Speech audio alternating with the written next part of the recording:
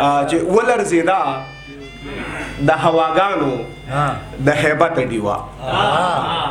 ولرزیدا د هواګانو د هیبت ډیوا ټول شپه چیره چیره بل شو لته ډیوا چا د خپل فکر د نفرت په لمبه کله وسو چا د خپل فکر د نفرت په لمبه کله وسو چاکړه روخانه د احساس د اذیت ډیوا د دانش شعر دی چې د درویشانو په خانقاه کې توري وموندې شوې د درویشانو په خانقاه کې توري وموندې شوې خو برآمد شوه د باغیانو د محلت ډیوا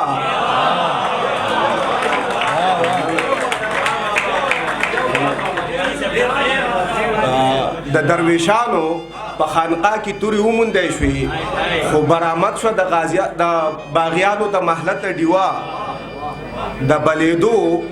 هڅه یې وکړله خو نه بلیده د بلیدو هڅه یې وکړله خو نه بلیده خو شکر د خپل ضمیر ته نه وه ملامت ډیوا لالا شعر دی چې د ډیوې لاندې چې تیاره وه هغه هغسې وه د ډیوې لاندې چې تیاره وه هغه هغسې وه د خپلې سطحې نه هم ډېره کړله ښکته ډیوا که ته یې منې او که نه خو واقعیه دا ده چې که ته یې منې او که نه خو واقعیه دا ده چې په هواګانو کې مې راوړه سلامته ډیوا که ته یې منې او که نه خو واقعیه دا ده چې په هواګانو کې مې راوړه سلامته ډیوا کاش چې زه نه وم په کردار کې د ډیوې په شانې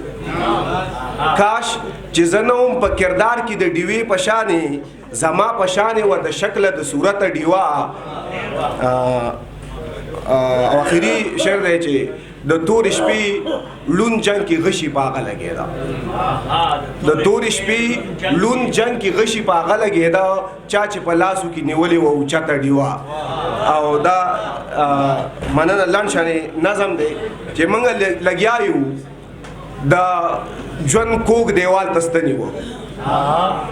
موږ لګیا یو د ژوند کوږ دیوال ته ستنې وهو خو داسې نه کوو چې دا دیوال په خپله ړنګ اخر تر څو پورې به دې دیوال ته ستنې وهو د دغه ځوړند دیوال د سوري لاندې د دغه ځوړند دیوال په سوري پیدا شوي خلک د دغه ځوړند دیوال د سوري لاندې ژوند کوي خو ړنګولی یې بیخي هم نشي د دغه کوږ دیوال د تیږو عجیبه نامې دي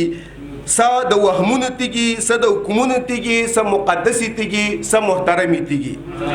دا دیوال نه دی دا مندر دی د بوتانو نه ډک خلک د دې مندر د سوري لاندې ژوند کوي که څوک په زوره قدر سام اخلي نو د مندر تیږي نړیږي دیوتاګان نړوي جو څوک سام نه اخلي او دیوال کوږ ولاړ دی ډېره مننه